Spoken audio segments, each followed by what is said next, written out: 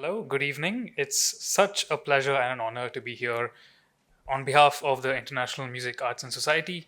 Thank you so much. It's an honor to be following in the footsteps of such great luminaries of the cultural world, many of whom, like me, have had reason to call Bangalore a home over the decades. I'm especially delighted to be addressing an audience of art connoisseurs, art enthusiasts, many of whom are also immigrants to this great crossroads of empires. Please allow me, over the course of the next hour or so, to tell you about people who lived 1,000 years ago in this very same place, but had much more in common with us than we might imagine.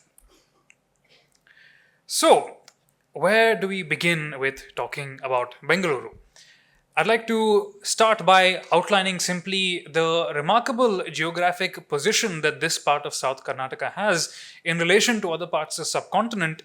If you were to look at maps, of which there'll be plenty in this presentation, I assure you, you will see that the Deccan Plateau looms over both coasts of India, both the east coast and the west coast. And as a result, quite naturally, trade on both coasts has been conducted partially through this plateau. Some of the earliest relics of this remarkable connectivity come from Roman coins that were discovered, I believe, in the 1890s when the Yashwantpur railway station was being constructed. Caches of Roman coins were found, confirming that specifically the Bengaluru region lay astride trade routes that must have connected both the east and west coast. But with all that said, the actual substance of this lecture, architecture, I'm going to begin by looking far away from Bengaluru, all the way in the northern part of Karnataka. Now, given that the audience today probably has a wide degree of familiarity with architecture, I'm going to try and keep the terminology to an absolute minimum. You will always find on each slide there'll be a little label indicating the region that we're looking at, as well as the rough time period. And please follow my pointer as I indicate particular architectural details for you to admire. So this temple is known as the Upper Shivalaya. It was constructed around the 7th century CE in the Upper Deccan, specifically in Badami in North Karnataka. And what's very interesting about this temple is it's one of the earliest known structurally freestanding temples in all of southern India. But there's another set of features I'd like to particularly direct your attention towards, and that is you'll notice that this overall structure of the temple itself is actually decorated with miniature temples. Now, what do I mean by that? If you were to look at these moldings which stretch across the temple, you will see that there are actually miniature temples depicted on it, right?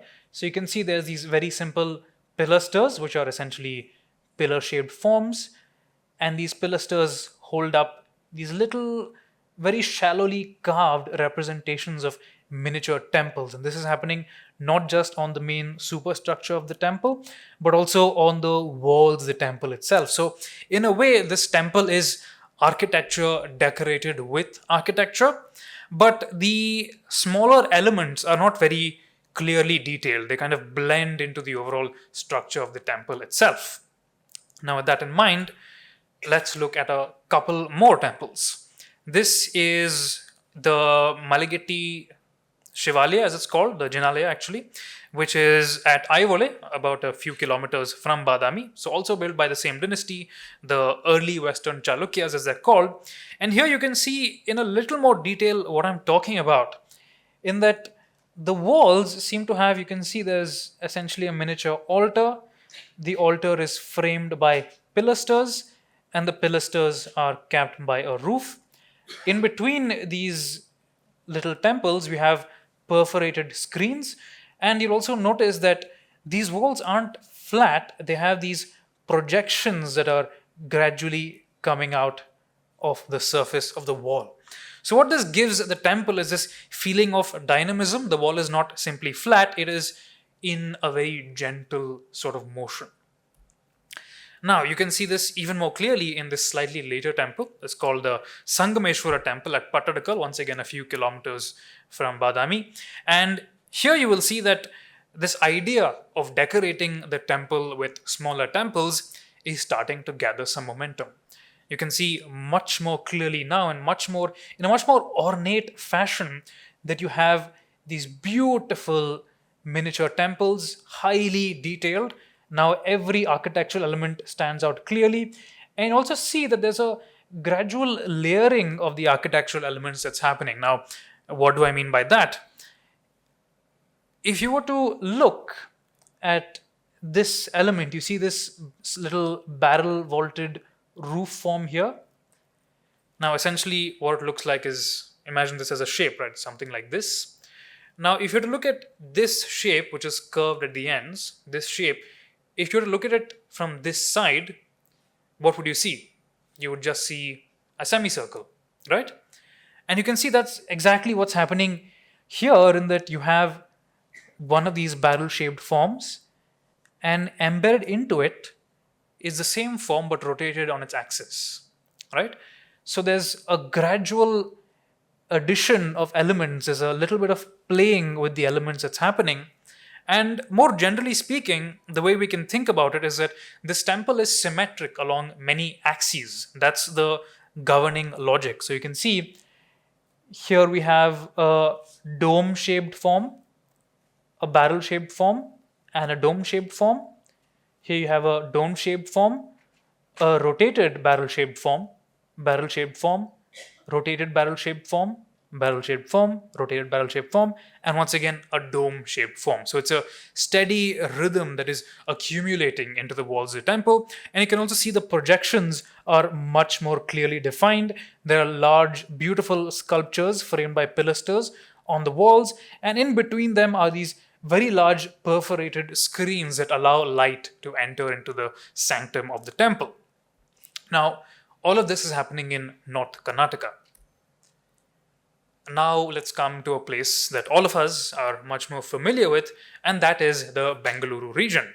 Now you'll see simply by looking at the geography what I was talking about earlier, in that here you have the great plateau of the Deccan, here you have this ring of hills, and here of course you have the east coast of India. Now in the period that we're looking at, which is about the 8th, 9th century CE, the Pallava dynasty ruled here in Tamil Nadu. But the Bangalore region itself, even though we're accustomed to thinking of the history of Karnataka in terms of unitary empires, the Bangalore region itself was on the frontier of two Karnataka based kingdoms. Now, the first of them was the Nolamba kingdom over here, and the other was the Ganga kingdom over here. And to give you a sense of where these are in relation to Bangalore today, this here is Nandi Hills. So Nandi Hills is quite literally the frontier between two kingdoms. This here, Manne, is a little north of Bangalore. This here, Talakad, is a little to the east of Mysore. So this is Mysore. And you can see that, so this was the seat of the Ganga kingdom here, Talakad. So to the Gangas as well, what's happening here in Bangalore is a matter of great interest, is their frontier. Bangalore itself was ruled over by a relatively minor but still significant dynasty known variously as the Nagataras and also as the Banas.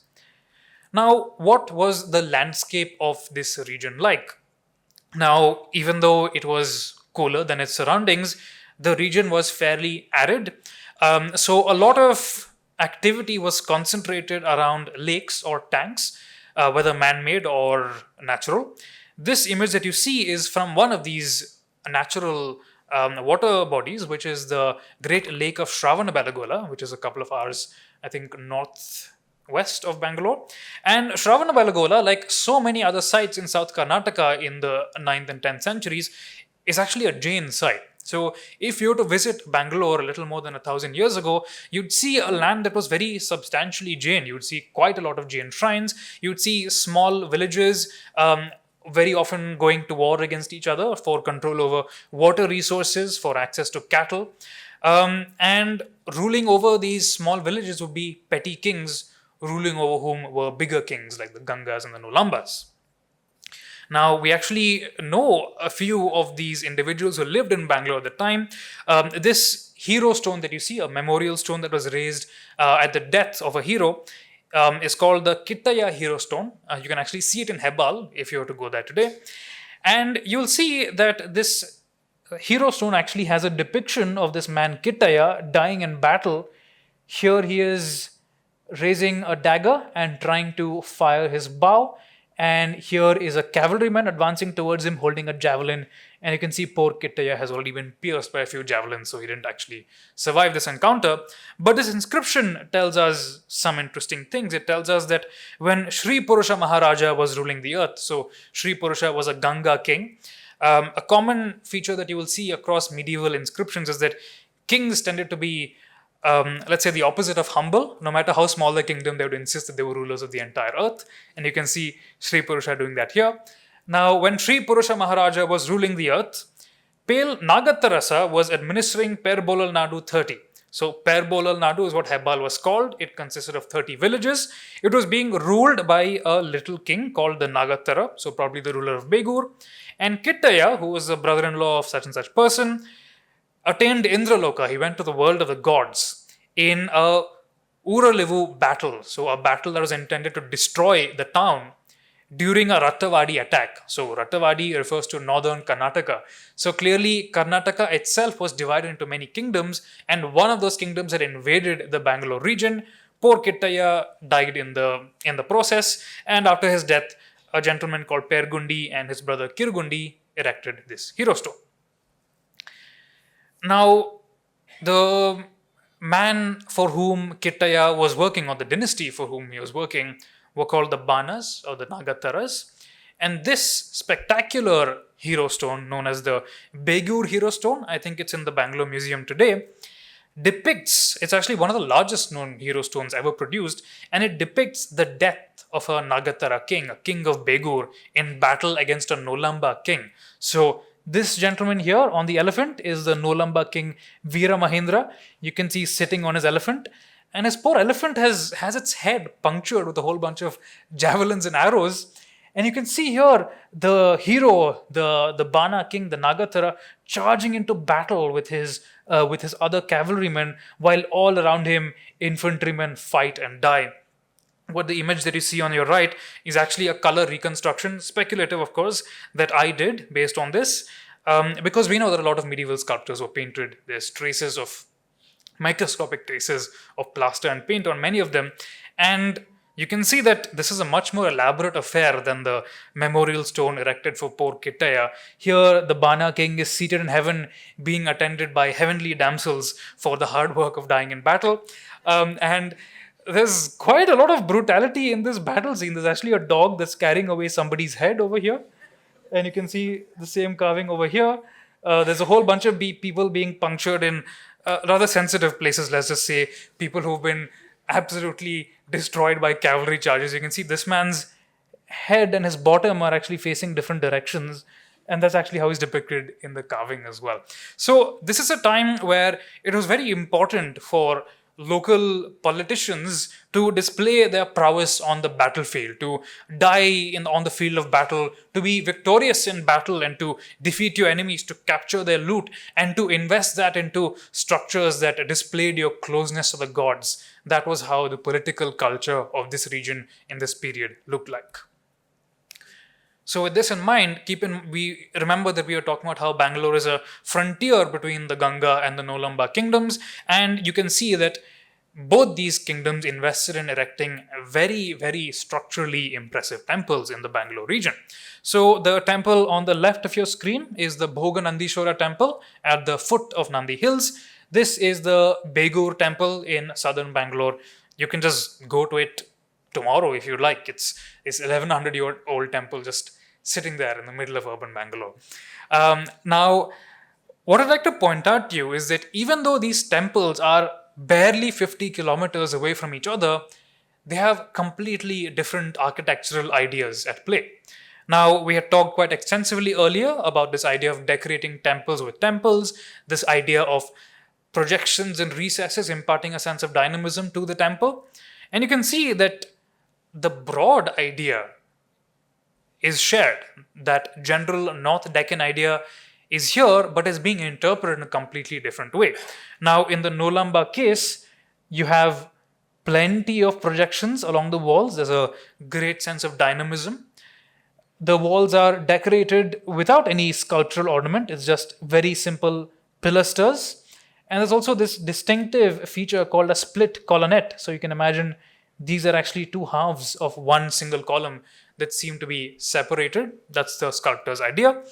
But you also see that the upper superstructure of this temple is extremely ornate. It's covered in sculptural figures, which was not the case in earlier North Deccan temples. This seems to be an idea that the Nolambas picked up from the Tamil plain. Keep in mind that they are actually neighboring the Tamil plain. So clearly, they're already integrated into wide regional circuits of ideas being exchanged, of architects moving around. Now, if you look at the Ganga temple on your right, you'll see once again we have the same idea of projections and recesses to give the wall dynamism. You have the same idea of decorating the wall with architecture, but now the architectural ornament has come to the fore. It doesn't really have that much sculptural decoration. And quite interestingly, this temple has a few figures who have been interpreted as Jain ascetics. So this may originally have been a Jain temple that was later converted to a Shiva temple. This is also a Ganga temple in Manne. So Manne is a little north of Bangalore. It's an industrial district today. A friend of mine and I went around searching for quite a while, and we found this what must once have been a spectacular temple, just hanging out there in the middle of a pile of rubble next to a bus stop that's spanking new. But unfortunately, the temple itself is in very, very poor condition. You can see it's lost most of its sculptures, most of its wall, and the entirety of its roof, and is really crying out for attention, if you ask me. Now, I don't want to give you the impression that the medieval world was only about kings and temples and warfare. So let me tell you a little bit about another story of tragedy belonging to a gentleman called Uyamma. So Uyamma was a Tamil merchant who lived around the, if I recall correctly, the late 9th, early 10th century. And Uyamma had adventured up from the Tamil plain into this part of Karnataka. I think this is in Hegganadevannakote Taluk, which is not far from Mysore. And what ended up happening to Uyamma is a local chieftain by the name of Konguni figured that this merchant was going to be an easy target. So Konguni gathers up 300 of his lads and they go over to Uyamma's rented accommodation. They tell him that, look, give us all your stuff and we'll leave you alive. Now, initially, Uyamma, according to an inscription, not the inscription on the screen, but another inscription, he tried to negotiate with Konguni. He asked for advice from another council of senior merchants on the Tamil plain, and they insisted that he fight this out to the bitter end. So Uyamma fought 300 guys. I will leave the consequences to your imagination. And his son Anamili, according to a hero stone erected in their memory, weeping that they had killed his father, also attacked the mob and was killed. Now, this was a warlike land. It was not the most, as much as it relied on trade, it could sometimes be a very unfriendly place for merchants. But this was going to change. In the late 10th century, the political equilibrium of the Indian subcontinent was completely shattered. Up till this point, the dominant powers of medieval India tended to be mighty Deccan empires that ruled over the entire plateau and used this to storm down onto the coast, to levy tribute, to imbricate themselves into international networks of trade. But in the late 10th century, all of that went to pieces. There was a massive political collapse, and into the political vacuum expanded a new dynasty from the east coast, the Chola Empire. And as they arrived in this region, the Cholas did something very interesting. They renamed this region, which used to be called Gangavadi, the Ganga capital, the Ganga country, and Nolambavadi, or the Nolamba country. And they renamed both of these older political units into Mudikonda Chola Mandalam, and Nigarli Chola Mandalam, which means the circle of the crown seizing Chola and the circle of the invincible Chola. The reason why we call the Tamil coast the Coromandel coast today is because the word Coromandel comes from Chola Mandalam. Chola Mandalam is a name that the Cholas applied not just to their own homeland, but also with a few embellishments to conquered territories in a bid to absorb their earlier histories into this new trans-regional empire that extended across a huge chunk of India's east coast and for the first time integrated a chunk of the Deccan and reoriented it towards the coast. Now, what does this lead to architecturally? The temple that you see in your top left is the Bhoganandishwara temple that we just saw a few slides ago. This is the temple at Begur on the top right. And this is an unnamed temple that I found during fieldwork for my Chola book at Manne, the former Ganga capital. And you'll immediately see that there's something very different happening with this temple. Keep in mind the basic elements of Deccan temple construction: the recessing of the walls and the decoration of the temple with mini temples. Neither of that is happening here.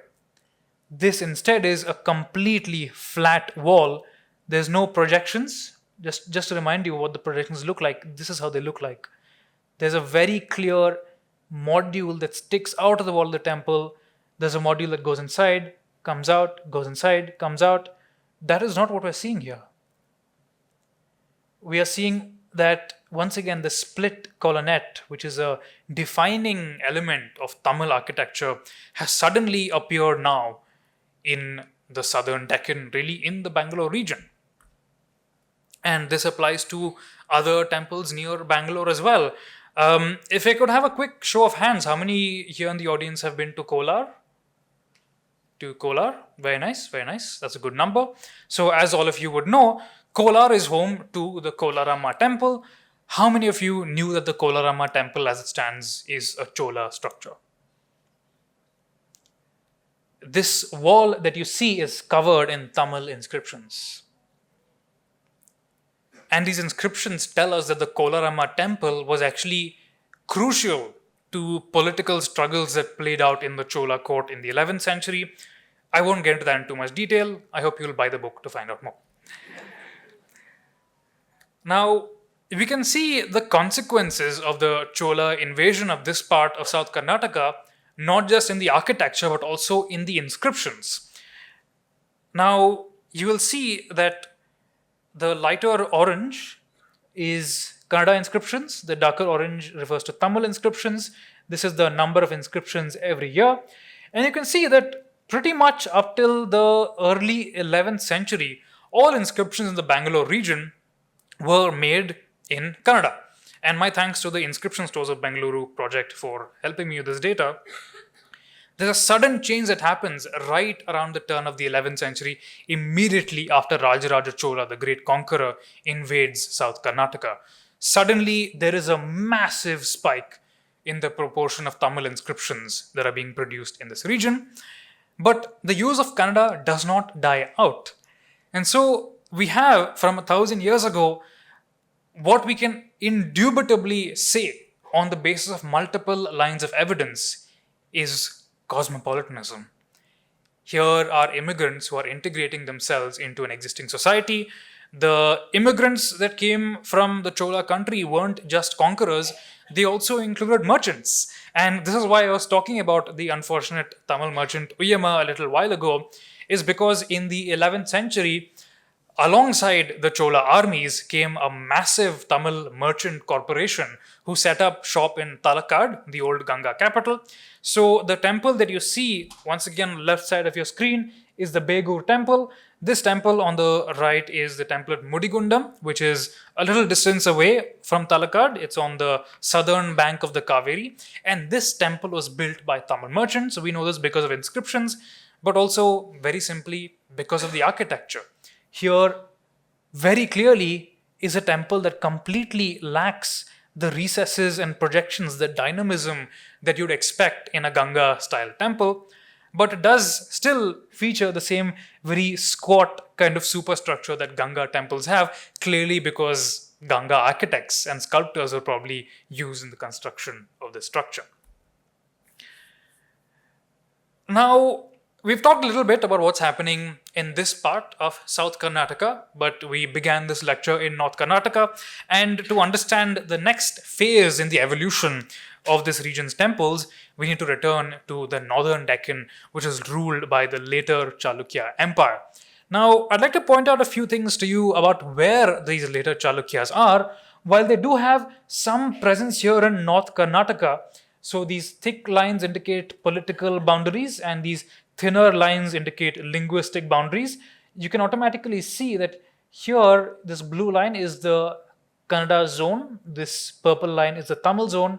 The Chola Empire by definition is trans-regional, multi-ethnic because it is part of multiple linguistic zones. But similarly, the later Chalukya kingdom also is partially in the Marathi zone, partially in the Kannada zone, and also has political connections and interests in central India. Now, what were the Chalukyas doing with their architecture? What I find continually fascinating about Deccan architecture is this seemingly endless ability for innovation. And you can see, looking at this diagram by the great architectural historian Adam Hardy, that we began this lecture really by looking at very simple temples, right? All they had is a simple square-shaped floor plan, but we saw how it began to become more and more elaborate, how the tower became taller. We saw how the wall began to be consisted of slight projections, recesses. And now what begins to happen by the late 10th, early 11th century is that architects seem to feel that simply using projections and recesses isn't enough. You can't decorate the temple enough. You can't exhibit your architectural virtuosity enough. So what they begin to do, and here, follow me very closely, is they take the simple square and they project a smaller square out of its center. Okay? Once you've done that, what's the logical next step? You have a square projecting from a square. So why not make a square projecting from a square, projecting from a square, projecting from a square, and so on, and so on, and so on, and so on. As you can imagine, very quickly this gets out of hand. You have so many projections to be decorated that the temple's walls, its shape seems to dissolve into these endless faces. And so what do? Clearly, squares coming out of squares has reached its logical conclusion. Now, let's take a square and let's rotate it on its own axis and get a star shape. Now, let's look at a few temples to illustrate and understand how this actually happened. This is the Jodi Kalasha temple, as it's called, in North Karnataka, in Sudi. My thanks to the Deccan Heritage Foundation for sharing this image with me from the archives and a few other images as well. And you'll see that here in the Jodu Kalasha, you have on the left side, square projecting from a square, another square projecting from it, and all of these faces no longer have enough room for you to have these impressive sculptures. So you get into the sculptures and you focus only on small architectural modules, miniature temples. And so you have this extremely complex looking facade that's actually simply the same element. If you look at this barrel vaulted element layered upon itself 3 or 4 times to give you this sense of projection, of emanation. And you can already see here in the same temple that architects are beginning to experiment with this interesting idea of having the faces of the square meet themselves, thus creating a vertice which you can decorate on 2 sides with miniature temples positioned on pilasters. To give you a further sense of the architectural inventiveness of the workshop of architects at Sudi, This is a step well that they constructed, that was actually commissioned by the general who constructed the earlier temple. And here you can see that what the architects have done is they've tried to make the interior of the stepwell look like the exterior of a temple. So once again, you have the same projections, the same layering of elements that you see here. The staggered square, instead of projecting outwards, is now projecting inwards. The Deccan Heritage Foundation is actually restoring this spectacular structure with the generous support of the Pinnamaneni family. And I, for one, cannot wait to see what they manage to do once this temple is fully restored to its former glory. Now, we've talked enough about projections. Behold the stellate, the star-shaped plan. This is the Dodda Basappa temple at Hangal, and you can see this spectacular logical conclusion of squares rotated on squares to give you a 24-pointed star with these beautifully detailed miniature temples ascending all the way up to the tier. Every facet of this star decorated with miniature temples, a great profusion of sculptural ornament, all helped by a bunch of social changes that were happening in North Karnataka, which is beyond the scope of this lecture.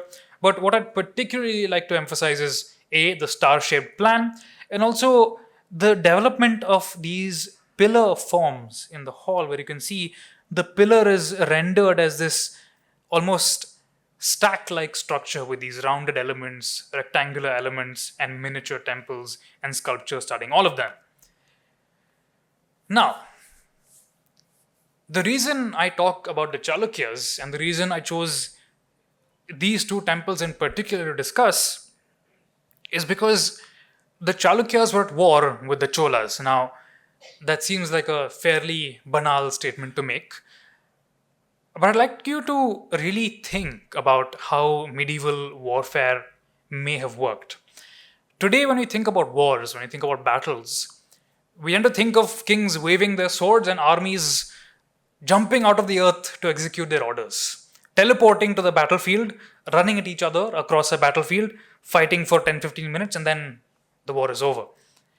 That's not how medieval warfare worked. Medieval warfare depended on logistics. It depended on manpower. Keep in mind that medieval societies didn't have an abundance of food like we do today. Every man who is on the battlefield is a man who is not at home tending the harvest, cultivating the crops.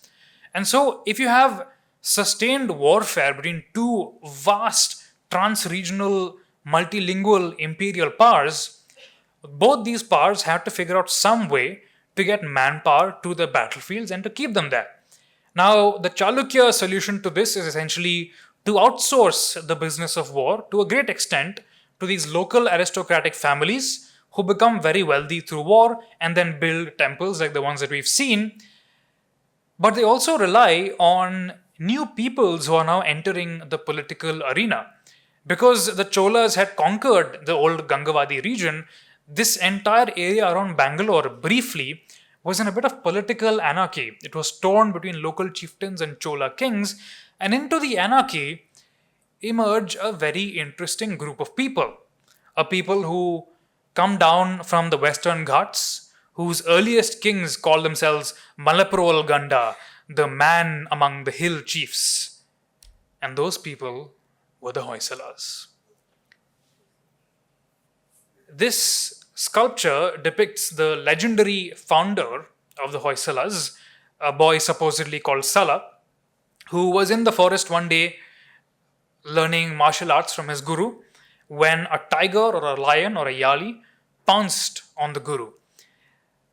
Sala immediately advanced to protect his teacher. The guru yelled out, "Poi Sala," which means hit Sala. And with a single blow, this hero is supposed to have killed the lion. Now, of course, I don't think that's what actually happened. But the fact is that Sala and his descendants wanted to be remembered as such.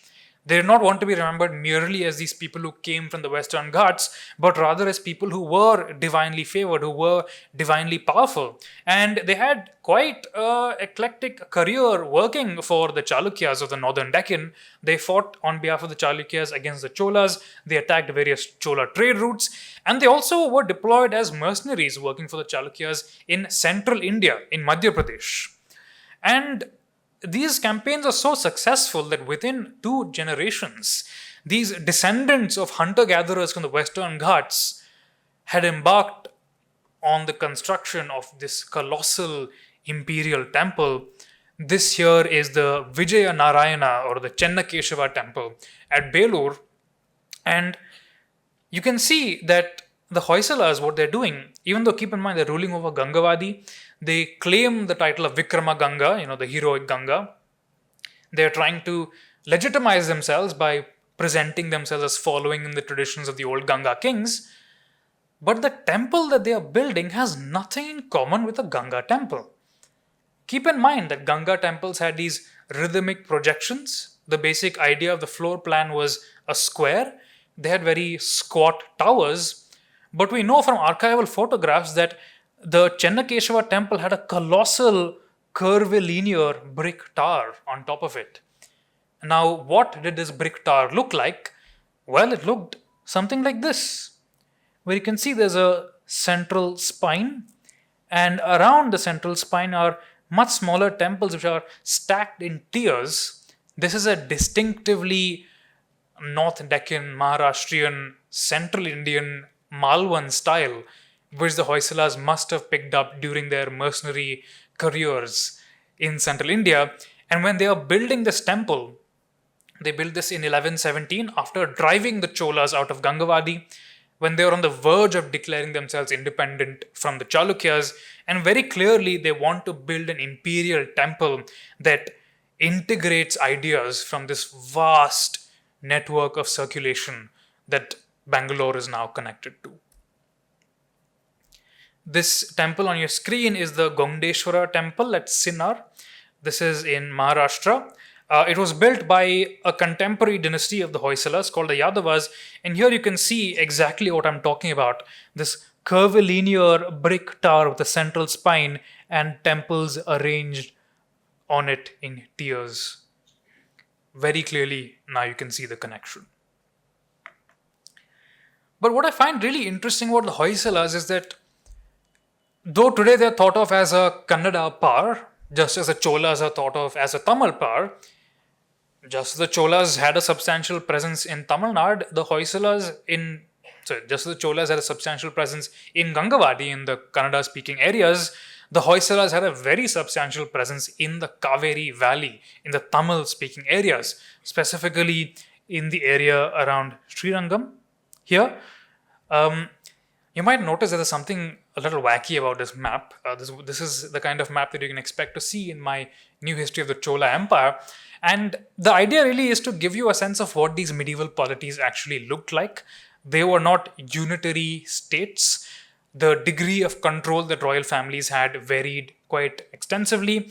And so depending on the territory, depending on the audience that they want that is going to be inside their temple, they vary the architectural style. So while they are building this spectacular star-shaped temple in Karnataka with ideas from central India, clearly to speak to the Chalukyas, here in Srirangam, in the 12th century, they are building a very different kind of temple. It's much more Tamil style. You can see that it's got, once again, the split colonnettes, but it has moved a little away from the Tamil style with these clearly defined projections, this very large plinth, and on the plinth, miniature temples, just like there is in their great imperial temple at Belur. So clearly you have an architectural concept that evolves in the Deccan with ideas from central India now being translated into Tamil architectural concepts. Simply by understanding the visual vocabulary of these temples, we're able to see movements and migrations and intentions on behalf of the builders and the patrons that commissioned them. This marvelous, absolutely marvelous hall, this pillared hall, is once again within the Bhoga Nandishwara temple at the foothills of Nandi. And it's very possibly a Hoysala period addition. When the Hoysalas arrive in this region, they make this addition to the Bhoga Nandishwara. And you're going to see a bit of a recurring pattern here. This, of course, is the logical conclusion of the spectacular Hoysala style. This is the temple at Somnathapura near Mysore. And here you can see what's actually a double altered temple, both with spectacular stellate forms, absolutely covered with a profusion of architectural and sculptural elements. Now, by the late 13th century, things began to change once again in medieval politics, as they always do. The Hoysalas were gradually driven out from the Tamil country, and we begin to see a new but very fragile political equilibrium in the Deccan region and beyond, where now you have, instead of trans-regional empires, more regionally consolidated kingdoms that are confined to individual linguistic zones. It's really from this point of time that we can begin to talk about Kannada speaking polities or Marathi speaking polities or Tamil or Telugu speaking polities. But I won't waste your time with that. I am more interested in the century right after the 13th, when the Delhi Sultanate swept into South India, shattered the political equilibrium, and allowed for the emergence of a new South Indian polity, the Vijayanagara Empire. Now, to understand the history of South Karnataka so far, we have looked at examples of North Karnataka's temple architecture. But to understand Vijayanagara, I'd like to take you further south to the Tamil region. This is the Airavateshwara temple at Dharasuram, not far from Kumbakonam. I'm guessing a few of you may have been there. And here I'd like to point out to you one of the last great imperial Chola temples, which has these little shrines with split colonnettes. And these shrines are separated from each other by these little half pots. You can see these pots here. And from the pots emerge these little pilasters. Right? Now, these features I'd like you to keep an eye on. Now, if I were to go around to the other side of this temple, to the main hall, I would find on the edges of the main hall these beautiful little pillars carved with little creatures called yalis, which have the heads of elephants and the bottoms, I must say, very, very well-shaped bottoms of lions. Now, the reason I bring this up is because I want to show you some features of Tamil architecture and then take you to a temple once again in Bangalore to show you some distinctly Tamil-looking ideas that seem to be appearing. Now, this here is the Gopuram, the bottom of the gateway of the Bhoganandishwara temple. This gateway was added by Vijayanagara in the 16th century.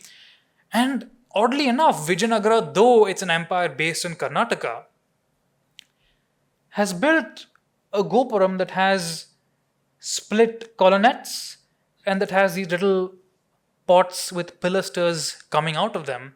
A very Tamil architectural idea. And you'll also see in this little hall that they've built adjacent to the entrance, you have these rearing creatures, yalis once again, with the heads of elephants and the bodies of lions positioned on the outer register of pillars. So why is Vijayanagara building in this completely different architectural style? Well, the answer is that we don't really know. We think that when Vijayanagara armies entered the Tamil country, they found these extremely impressive, looming, imposing Chola imperial structures and decided that they wanted to play with those elements to create a new kind of imperial temple vocabulary. But the really interesting thing is that even after the disappearance of Vijayanagara, now it kind of makes sense why Vijayanagara would do this, right? They rule over Karnataka, over Kannada speakers. They rule over Tamil speakers, they rule over Telugu speakers. They want a temple that can be understood as belonging to all these constituencies. But after the fall of Vijayanagara, when the famous Kempegowda established the city of Bangalore as we know it, we still have Tamil architectural ideas in Bangalore's temples. This Gopuram belongs to the Someshwara temple at Alsur, very close to where I used to live. And I used to walk down from my place in Alsur to the Takshila institution where I used to work. Every morning, I'd walk through this beautiful winding little lane, which had a church, I believe, from 1911. So older than the First World War that was constructed. And I was very impressed. I thought that was the oldest structure in that area. One fine day on the way to the office, through a gully, a gap in two buildings, I happened to see this side of the Someshwara temple, and it stopped me dead in my tracks. As I went closer, I realized here you have a Vijayanagara period or a post Vijayanagara provincial style that very clearly has little pots with projecting pilasters, the split colonnettes, exactly like the imperial Chola style that was developed by Vijayanagara. So clearly, there's something else happening here. These immigrants who have settled down in Karnataka, whether in the Chola period or in the Vijayanagara period, their idea of what a temple should look like has transformed. No longer is it the Hoysala star-shaped idiom. Now it is the Vijayanagara imperial style that is being depicted here. And the really interesting thing about these Gauda chieftains of Bangalore is that they, while remaining within the broader Vijayanagara tradition, also introduce their own innovations. So one really remarkable thing they do, and keep in mind, all the temples we've seen so far have sculptures placed within frames, yes, within these little mini altars. At the Someshwara temple in Alsur, these frames have been completely disposed of. Suddenly, the temple itself has transformed into a narrative canvas. Depicted here is the marriage of Shiva and Parvati. And you can see in this Gauda period addition to the Bhoganandishwara temple, once again, frames are dispensed with and the sculptures are wrenched out. The narrative wraps around the entire structure. So innovations are still continuing here in Namma Bengaluru. So I'd like to bring you all to the end of this presentation with pretty much where my journey into the history of Bangalore began, with a photo of the Someshwara temple that I took just a couple of months ago. It amazes me, really. If you were to go deeper into the Someshwara temple, you'll see there are elements that seem to belong to the Chola period around 1,000 years ago. And I just showed you additions made by the Gaudas in the 1700s, as well as this Gopuram that dates to the 1700s, but continues to be restored, modified, kept alive. Within the courtyard of this temple are shrines that date to a few years ago that I saw being constructed. And in so many ways, I really believe that the Someshwara temple exemplifies the history of this remarkable crossroads, in that every people, every polity that have come here seem to have added something to the mix. They have added a little layer to the city, a little bit of a new puzzle piece added into this ever expanding mosaic, this mosaic of which both you and I are just a tiny and fleeting part. Thank you so much. You've been a great audience.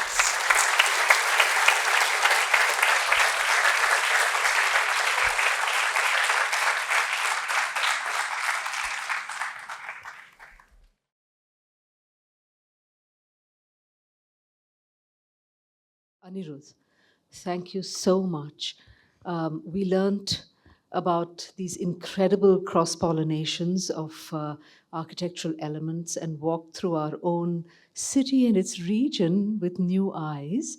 So I hope when I visit the temple at Alsur, I will be able to remember the architectural elements that I should. But if not, of course, I'll have the book, which all of you can also get outside. Wanted to ask you a couple of questions about this whole project of research and how much of it was field work and actually going to the temples, and how much of it was following archival documentation and other scholarship. Indra, I find that as many times as you look at a photo or an elevation drawing, nothing really compares to the experience of being in a temple itself. And while researching my Chola book, I especially made a point of looking at Tamil style temples in South Karnataka, because I think that all the evidence points us very firmly in the direction of these medieval polities being much more dynamic and diverse than we generally assume. Um, a really interesting trend I noticed in the Bangalore region is that even though the Hoysalas are thought of as a Kannada power, after they reconquer the region from the Cholas, they still continue to use Tamil. So quite a lot of the early inscriptions of Bangalore are actually in Tamil. If you were to go to the Chokanatha temple at Damlur, really not very far from here, there are 13th and 14th century Tamil inscriptions made by a local military officer who's living here and who seems to have been a local Bangalorean, but using Chola titles to present himself, using Chola imperial language to present his gift to the god. So it's important to look at multiple lines of evidence when reconstructing patterns like this. Art history and epigraphy are very important, and I'm hoping that this generates more archaeological interest in these structures as well. Um, I really hope that as the Bangalore metro is being expanded, just as the Rome metro is being expanded, you kept running into these spectacular Roman palaces. Maybe there's something very interesting lying under our very feet that is still waiting to be discovered. Yes, what an exciting thought. Very nice talk. Very enjoyed it very much. Just a question: the Mysore, the Karnataka and Tamil Nadu, the architectures look somewhat similar. And has there been do people ever like talk or compare this with like Western style architecture or Western architects who've done things in India like in Chandigarh or places like that? Is there any like people to ever compare this? So it's not my period of expertise, sir, but yes, Mysore, especially in the 19th century, saw some remarkable innovations happening architecturally. In fact, the Deccan Heritage Foundation is working on the restoration of the Jai Mahal Vilas Palace, which belonged to the royal family. And we are constantly discovering new things about the architects and the ideas that were in circulation. What amazes me is that there is never really a contraction of the influences in South Karnataka's architecture. There's this constant expansion, more and more circulation, wider and wider networks of patronage and migration are contributing to the architecture of the region. So, thank you. That's a great question. The addition to these temples in continuum by the Maharajas of Mysore, you can see the evidence of that in Devarayana Durga, which is not far off from here, where the Krishna Devaraya or earlier kings renovated those temples which were supposed to be from the Hoysala tradition and added elements to that which brought their own Mysore tradition. Absolutely, sir. In fact, I believe the Bhogan Nandishwara temple itself has this spectacular mandapa, this pillared hall that was added to the original Nolangba period structure, where the Vijayanagara architects clearly studied Nolamba architecture, even though the tradition was extinct then, and tried to copy and reinterpret the elements. And a stepwell that was added and then embellished under the Mysore Maharajas actually features the Mysore style multi-cusped Devakoshtas, which were made with plaster, which is something that Mysorean artists had tremendous facility with. So yes, it is really amazing to see, and the Someshwara temple is by no means an exception. All the medieval temples of Bangalore have continued to evolve pretty much in a straight line all the way up to the present day and are still evolving. Anirudh, it's always a great pleasure to hear you, Thank you, Master. talk. I'll never get tired of your lectures. I wanted to ask you, in the first slide you had put up before you started your lecture, the last words in that slide are Sri Virupaksha, Yes, yes. right? And it's the same in Telugu and Kannada. So, Yes. now my question is, why are all the other alphabets so different? All the other scripts seem totally disconnected with this. How Yeah. did that happen? Well, this inscription, I believe, was actually chosen by the BIC team, but a very interesting choice of inscription. The primary language of the inscription is Tamil. So I'm not sure exactly what the provenance of this inscription is, but I'm guessing it might be it could be either from the Bangalore region or perhaps even from the Tamil region. But the fact that Virupaksha is signed in this Telugu Kanda script is very interesting because Virupaksha is a very Deccan god. He is the royal god of Vijayanagara, and clearly, even though the administrative work of this inscription is being done in Tamil, so clearly there's this local Tamil headmen or farmers who are intended to read this inscription, the signature of the god itself is in the Vijayanagara courtly language, which is courtly Telugu. Actually, since I don't see that there's another question, I'm going to slip in another one, or rather a comment. You know, one of the things that you often hear about Western painters, Rembrandt and so on, is that there are periods when they're very monochrome or more still in their depiction of whatever they're doing. And that was often an economic choice because paints were so expensive, lapis was hard to come by, and so on. So when you first showed the picture, the slide of the temple built by the merchant with the whitewashed wall, I forget precisely where, Mani was it? I'm not sure. Mudigonda. Modi. I thought to myself, maybe it was an economic reason that it was the flat walls and not the stellated. But then I see if he was a rich merchant, that may not have been the case. Yeah. Yes. And we do have examples of Deccan temples commissioned by less wealthy patrons. And while they reduce the quality of the carvings, the basic idea of the staggered square, the rhythmic wall still remains, even with a lower budget. So clearly, if the patron is choosing to have a completely flat wall, it is a deliberate choice. And especially given that we have the inscription in Tamil, I think that gives us a pretty clear idea of why it was built in this particular way. Yes. Hi, Anirudh. Hello. Big fan of both your books. Absolutely, just like love them. Thank you. So my question is, do these temples ever talk about like some superstar designer or an architect or like the creative credits behind the temples? So it's vanishingly rare, but it does happen. So one of the temples at Pattadakal, we know was designed by an architect called Gundan, who was supposedly the foremost of all the architects in the southern land. Very humble people, these medieval folks, let me tell you.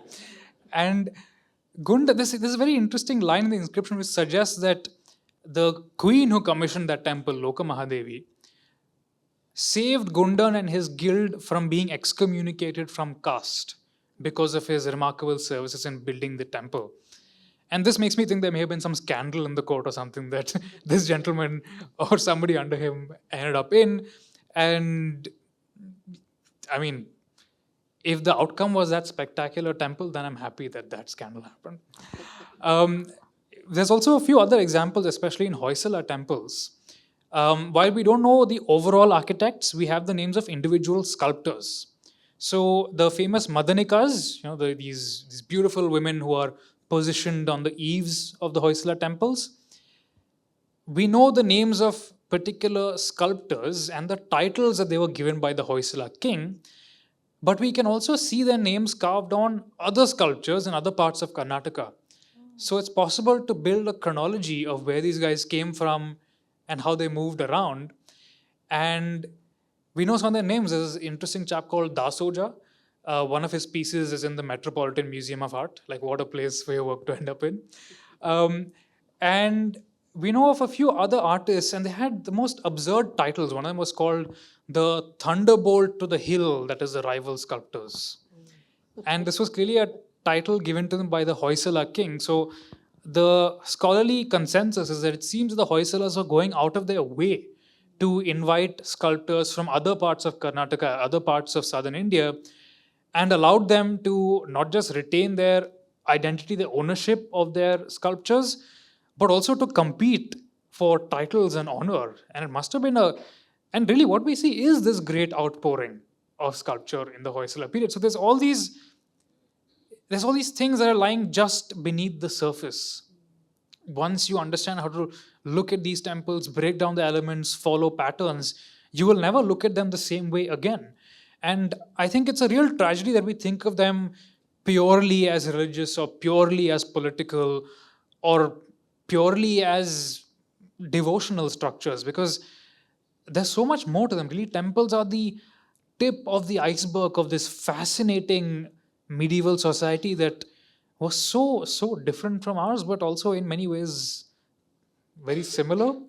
Because I don't know, something about the fact that medieval architects could be arrogant, I find very relatable. Hi, Anirudh. Thank you. That was a great talk. Thank you, Couple sir. of questions. One about the banas. Okay, I'll just stick to one.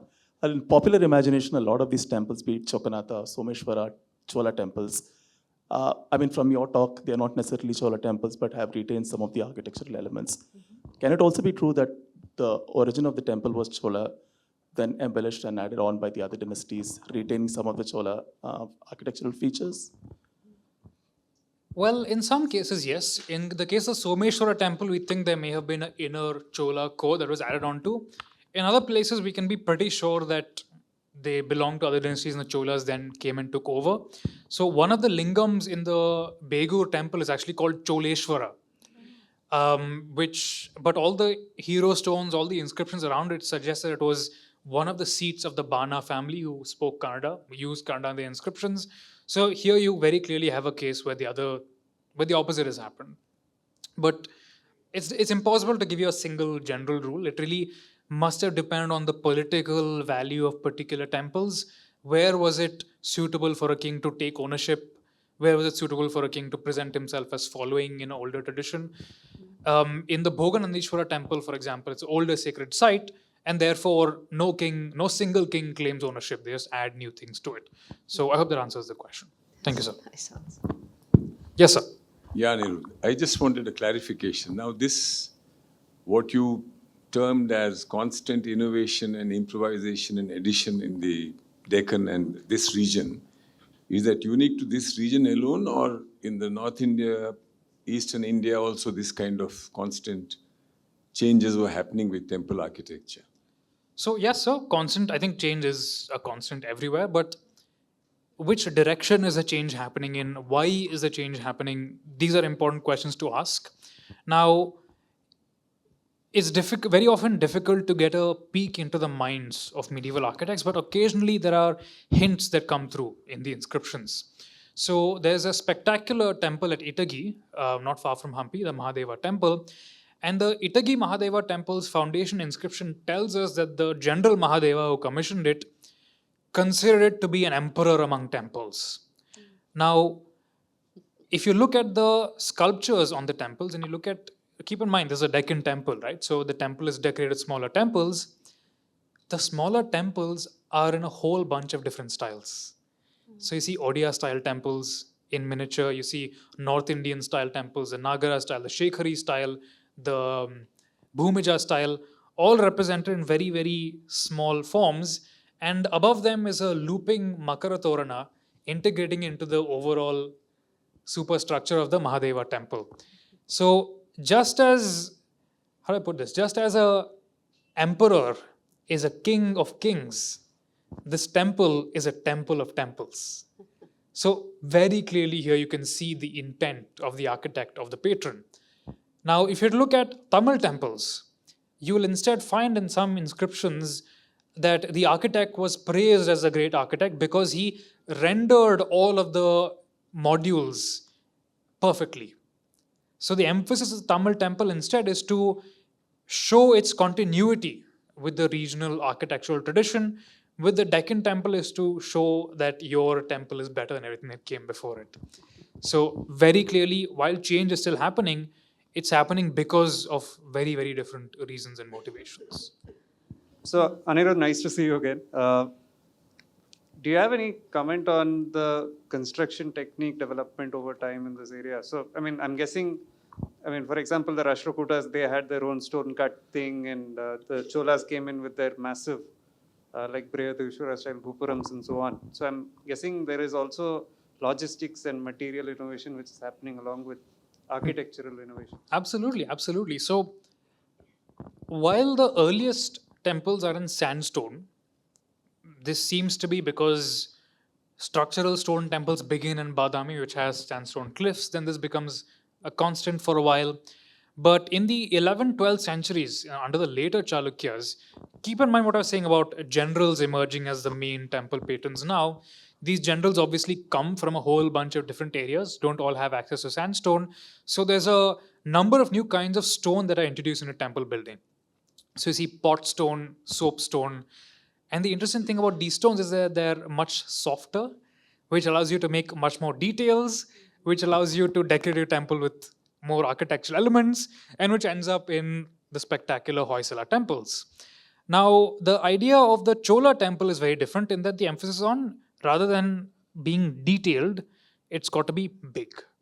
So the engineering approach is very different. You want to use granite, you want to use brick, and Vijayanagara picks this up. It seems to prefer this structurally imposing structure. So if you look at the Gopuram of the Someshwara temple at Alsur, very clearly the standard Chola style stone basement on top of which is a brick tower.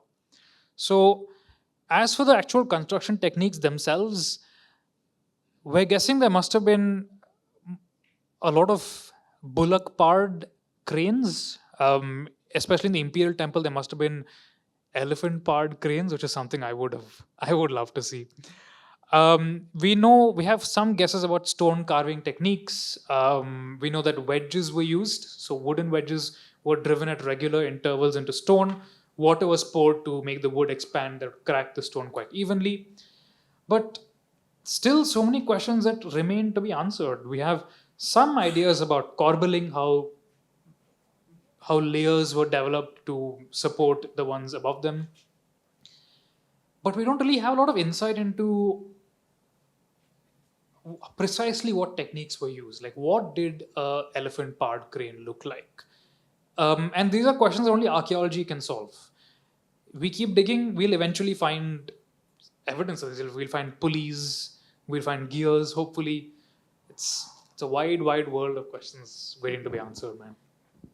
Clearly, there were no maquettes made, right? No, unfortunately. Yes. Well, Anirudh, I mean, this has been wonderful. I know that there must be many people who want to converse with you and ask you more questions, but I think that will have to be taken outside. Sure. And so it falls upon me the great pleasure of saying thank you so very much for this most Thank you all. enlightening. Thank you.